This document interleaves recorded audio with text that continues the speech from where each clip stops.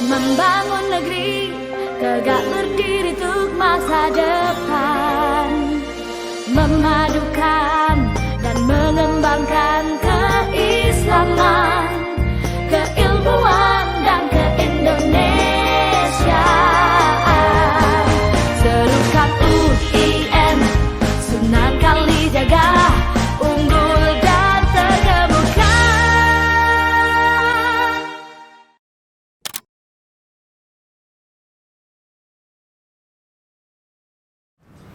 Assalamualaikum warahmatullahi wabarakatuh. Waalaikumsalam warahmatullahi wabarakatuh.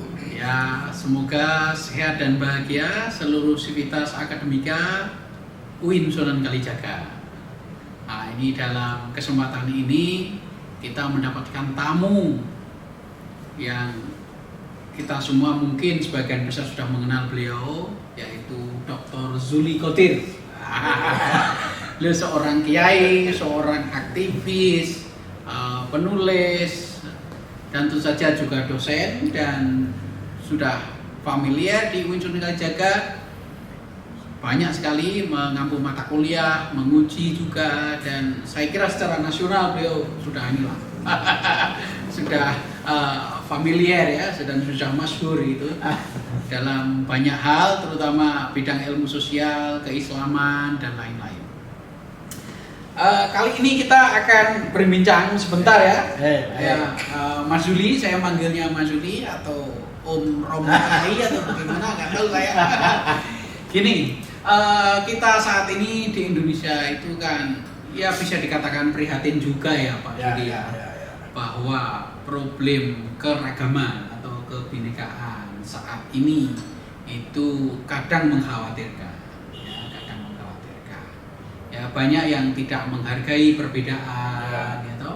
Banyak yang ingin menonjolkan identitasnya sendiri, sehingga tidak toleran pada orang lain dan lain-lain. Nah, kita ingin dengar nih nasihatnya atau observasinya Mas Yai Zuli, monggo. Terima kasih. Assalamualaikum warahmatullahi wabarakatuh. Saya tentu berterima kasih kepada Pak Rektor Prof. Al-Makin yang memberi kesempatan kepada saya untuk berbincang ringkas pendek, mudah-mudahan ada manfaatnya pada seluruh sivitas akademika UIN Sunan Kalijaga. Ini sebuah kampus yang memang tidak buat saya kayak keluarga. Saya lama mengajar di sini, berteman di sini, banyak teman-teman saya di sini jadi pejabat macam-macam. Karena itu mudah-mudahan apa yang akan saya sampaikan bermanfaat. Belakangan memang kondisi kita seringkali diperhadapkan dengan adanya kelompok-kelompok yang agak kurang menghargai keragaman. Iya benar. Nah, kurang menghargai keragaman itu ada beberapa kemungkinan. Pertama, karena kurangnya ketemu atau pertemuan di antara mereka yang beragam, ya kurang perjumpaan di antara orang yang berbeda-beda, baik itu di kalangan muslim, apalagi dengan orang yang di luar muslim. Dalam muslim sendiri kita sangat beragam. Tentu saja. Ada Muhammadiyah, ada NU, macam-macam. NU pun bermacam-macam, Muhammadiyah juga begitu. Sekalipun organisasinya satu. Ada FPI, ada ajaran segala macam. Jadi itu menunjukkan keragaman di dalam internal Islam, apalagi dengan yang di luar Muslim, di luar Islam. Jadi perlu ada perjumpaan yang agak intensif untuk mengurangi orang tidak mau menghargai, karena tidak pernah ketemu, tidak pernah berjumpa, tidak ngerti perbedaan-perbedaan yang sebetulnya sifatnya di permukaan atau artificial, yang sifatnya ritual. Karena kalau menurut saya sebetulnya perbedaan itu pada substansinya banyak yang tidak berbeda. Misalnya soal ibadah, betul prakteknya beragam, tetapi kan substansinya sama, yaitu beribadah kepada Tuhan. Nah, itu ada banyak orang yang agak kurang mau menghargai. Yang kedua, adanya informasi yang memang disalahpahami dan disalahpahamkan orang. Menarik. Disalahpahamkan ini yang menarik. Jadi ini sebetulnya sesuatu yang biasa, yang benar, tetapi kemudian disampaikan kepada publik dengan cara yang salah sehingga orang memahaminya salah. Itulah yang disebut disalahpahamkan kepada orang lain. Itu menjadi dampak kurang menghargainya keragaman. Yang ketiga, ada orang yang tidak mau belajar terhadap pengalaman masa lalu, historis masa lalu, dan realitas sosial yang ada di Indonesia. Ini menurut saya tugas berat UIN, Pak Rektor. Harus menjaga ini semua, karena ini penting sekali. Gitu. Ya, terima kasih. Saya sangat setuju sebetulnya dengan Mas Zuli ini ya. Memang selama ini orang itu cenderung memilih pertemanannya, memilih kelompoknya, memilih bergerombol istilahnya itu. Jadi orang cenderung memilih yang sama itu ya. Sesama orang Jawa berkumpul, sesama orang Jawa pun macam-macam kan, sedaerah berkumpul gitu ya, bahasanya yang sama gitu berkumpul gitu ya, sehingga dia tidak terekspos ya, tidak terpapar pada budaya, tradisi dan juga mungkin iman yang berbeda. Betul. Ini menarik ya. Jadi misalnya kita punya sahabat itu ya cenderung sama. Betul. Dari itu kecil. menurut saya salah satu penghalangnya ya. Harusnya kan kita melintasi itu semua betul bahwa saya tidak bisa memilih lahir dari rahim seorang Jawa Tengah misalnya. Pak Makin tidak bisa memilih lahir dari seorang rahim ibu Jawa Timur. Memang tidak bisa memilih. Tapi begitu sudah lahir, kita bisa melihat dunia. Oh ternyata di dunia ini bukan hanya orang Jawa Tengah, bukan hanya orang Jawa Timur juga. Tapi kadang-kadang kita cenderung saya lebih suka, lebih nyaman dengan yang satu daerah, satu etnis. Menurut saya itu penghalang, menurut saya. Iya benar, saya sangat setuju.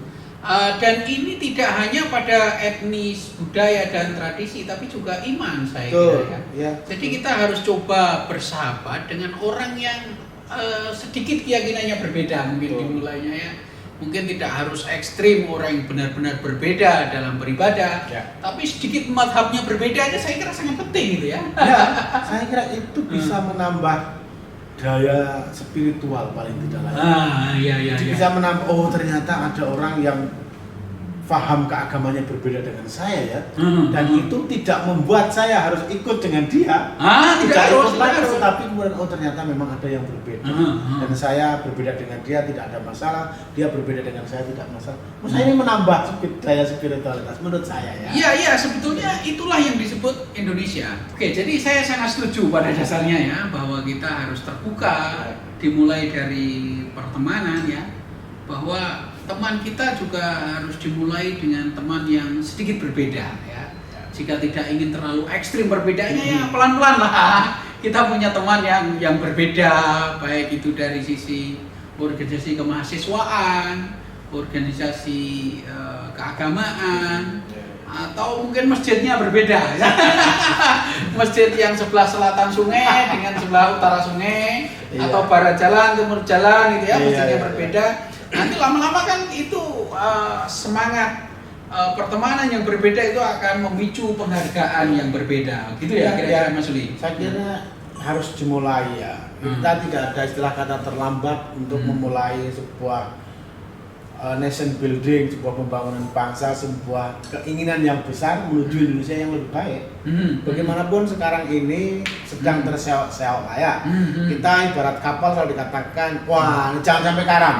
Ini walaupun sudah gak oleng tapi jangan sampai karam. Dan kekaraman itu jangan sampai disebabkan karena kita sendiri orang yang beragama yang membuat, ini berbahaya sekali. Itu yang saya sebutkan tugasnya UIN berat sekali Pak Rektor.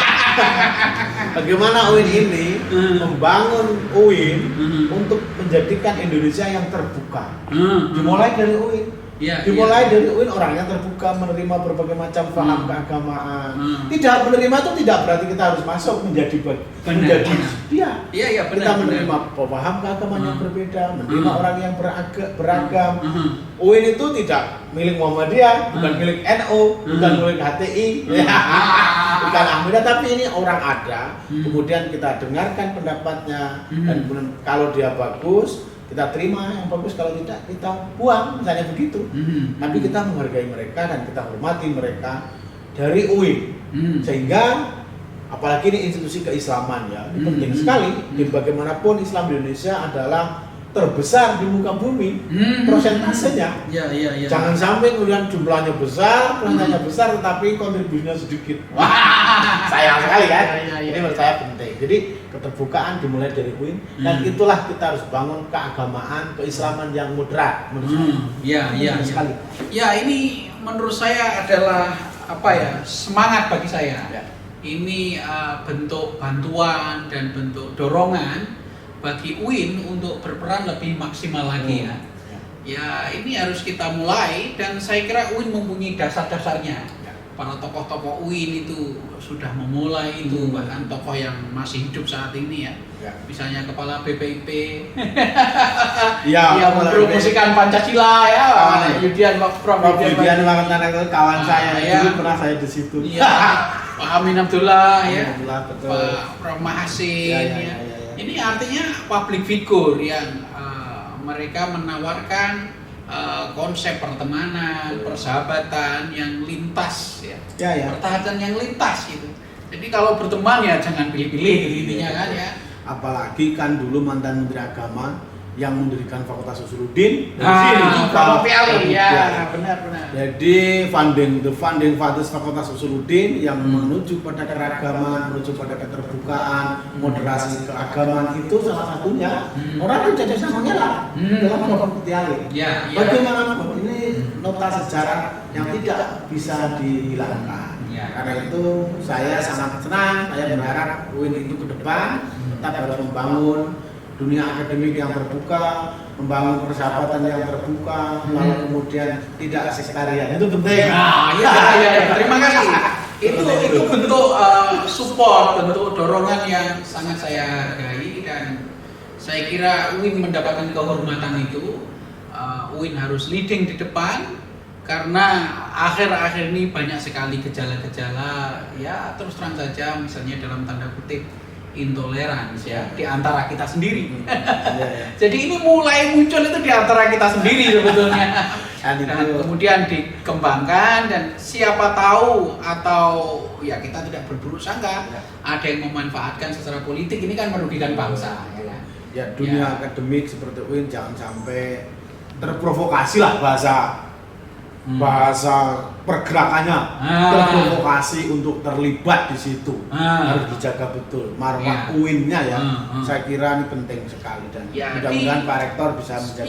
Iya, saya kira saya siap untuk bekerja sama dengan siapapun dan sebetulnya baik di Fakultas Usuluddin yang tadi disebut masih ada studi agama-agama. Ini juga kita harapkan berkontribusi lebih luas lagi. Di pasca sarjana juga sama. Di situ sudah beragam ya para mahasiswanya dari sisi etnis, agama, kemudian negara. Dan ingat kita juga punya ICRS loh, Indonesian Consortium for Religious Studies itu yang kerjasama UGM, Kristen Duta Wacana dan UIN Sunan Kalijaga. Nah ini merupakan simbol kita bersama bahwa walaupun berbeda kita tetap harus bekerja sama. Saya kira dulu. Terima kasih banyak Mas Bater ya. Saya ucapkan selamat untuk memegang amanah. Amin. Mudah-mudahan selamat dan makin memberikan kontribusi kepada bangsa dan negara.